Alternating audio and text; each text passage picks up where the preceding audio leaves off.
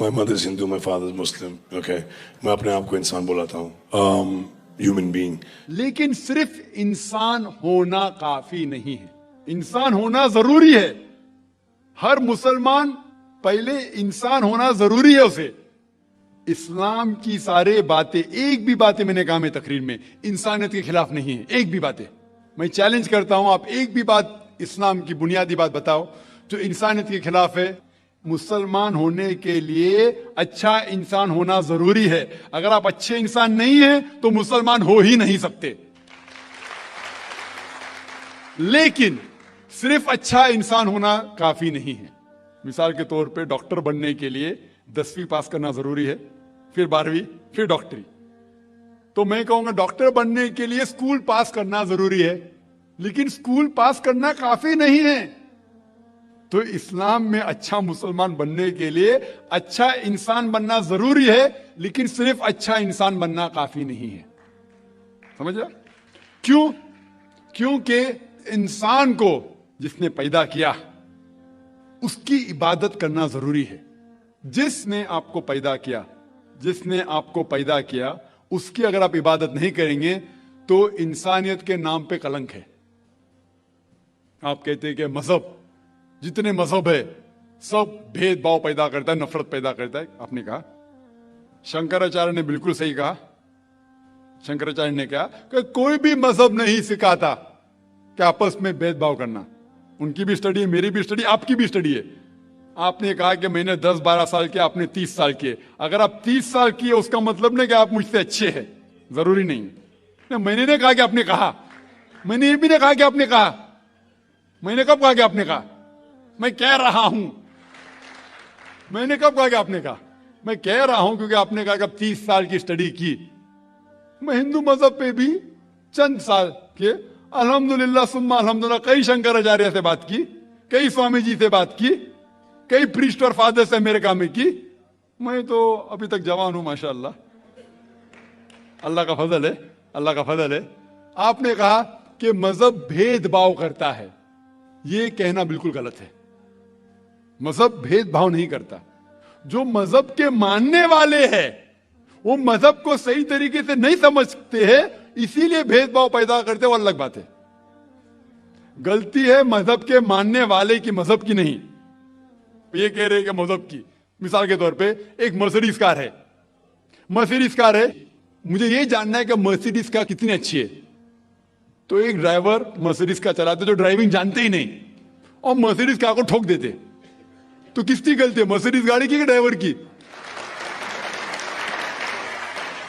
अगर आपको जानना है मर्सिडीज कार कितनी अच्छी है तो आपको यह देखना चाहिए स्पेसिफिकेशन, उसका पावर कितना है, हॉर्स पावर कितना है, माइलेज कितना है, सेफ्टी मेजर कितना है. उसकी तहकीक करने के बाद आपको कहना चाहिए कि कितनी अच्छी मर्सिडीज कार है. अगर जानना चाहिए कितनी अच्छी है तो उसको बिठाओ जो ड्राइविंग जानता है.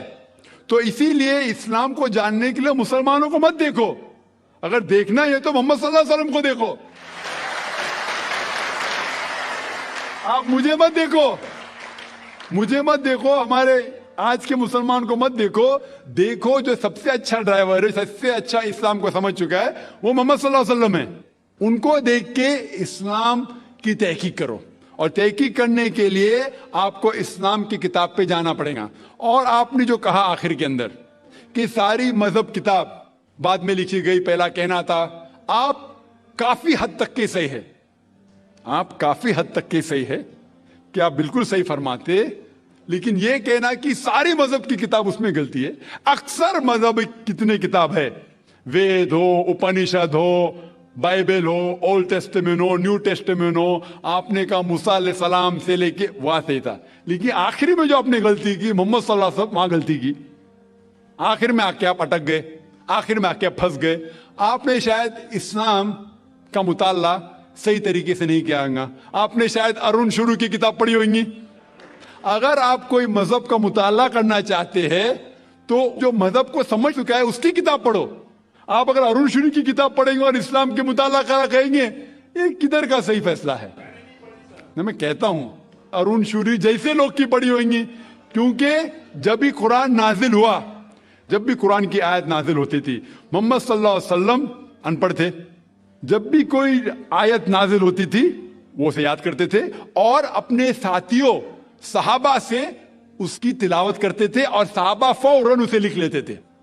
تو محمد صلی اللہ علیہ وسلم کی موجودگی میں ہر آیت لکھی جاتی تھی اور وہ اسے چیک کر, مثال کے طور پہ اقرا بسم ربک الذی خلق آیت نازل ہوئی, انہوں نے یاد کیا, صحابہ سے کہا, صحابہ نے لکھا اقرا بسم ربک الذی خلق, پڑھ کے سناؤ, پڑھا, ہاں صحیح, اگر غلطی ہوتی تمہاری ٹوک دیتے تھے. تو محمد صلی اللہ علیہ وسلم کی موجودگی میں جب بھی اللہ سبحانہ و تعالیٰ آیت نازل کرتے تھے وہ یاد کرتے تھے اور لکھواتے تھے اور چیک بھی کرتے تھے. سارا قرآن مجید محمد صلی اللہ علیہ وسلم کی موجودگی میں لکھا گیا. آپ جو کہہ رہے وہ حضرت عثمان کا ذکر کر رہے, وہی تو افسوس کی بات ہے, آپ نے صحیح مطالعہ کیا ہی نہیں.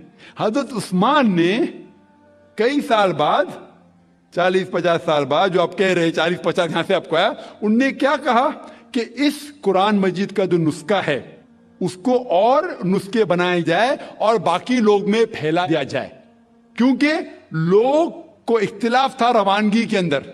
تو اس کو دور کرنے کے لیے حضرت عثمان رضی اللہ عنہ ان نے کہا کہ جو نسخہ محمد صلی اللہ علیہ وسلم کی موجودگی میں تھا ان نے اپنی بیوی کو دیا, حضرت حفصہ کو, اور جو حضرت عمر کی بیٹی تھی ان کے پاس محفوظ تھا, ان نے لیا, اور 5-6 صحابہ جو زید بن ثابت رضی اللہ عنہ ان کی صدارت میں اس کی نقل کی, اور یہ نقل ہوئے نسخے کو دنیا کے الگ الگ جگہ پہ پھیلائیے. اور ایک نسخہ اب بھی موجود ہے کوپٹا کی میوزیم میں, کوپٹا کی میوزیم استنبول میں.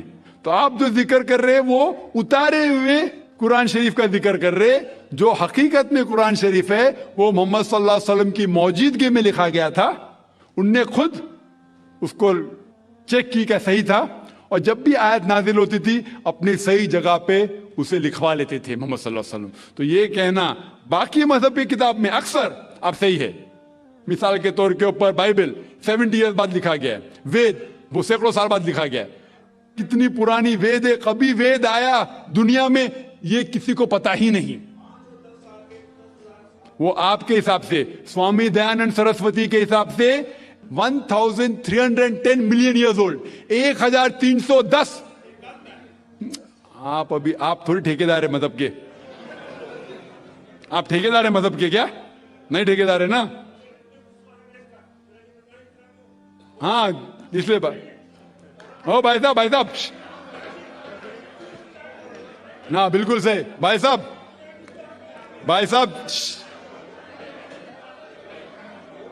صاحب, اسی لیے اختلاف جو ہے یہ کم علمی کے وجہ سے.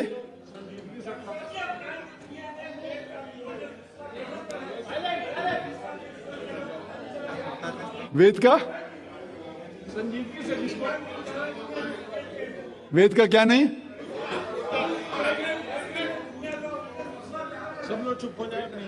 بھائی صاحب نے کہا کہ دنیا کا سب سے اولڈسٹ اسکرپٹ وید ہے, وہ کچھ ہسٹورینز کہتے, بٹ اولڈ ہونا مطلب نہیں کہ صحیح. جو کچھ اولڈ ہے وہ سب سے بہتر ہونا ضروری نہیں. مثال کے طور پہ میرے پاس پرانی گاڑی ہے 50 سال پرانی, اس کا مطلب نہیں کہ نئی گاڑی سے اچھی ہے.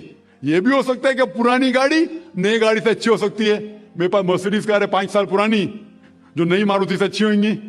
تو یہ کہنا کہ کوئی کتاب ہے کوئی مذہب پرانا اس لیے بہتر ہے, بالکل غلط ہے. جو آدمی کو عقل ہے وہ کبھی بھی ایسا نہیں کہے گا کہ پرانی چیز بہتر, نئی چیز بہتر. وہ چیز بہتر ہے جو حق کے اوپر ہے, جو چیز حق کے اوپر ہے وہ چیز بہتر ہے. تو بھائی صاحب آپ کی جو تحقیق ہے مذہبی کتابوں پہ ذرا کمزور اور غلط ہے. آپ کو پھر سے اور 30 سال لگانے پڑے گا انشاءاللہ.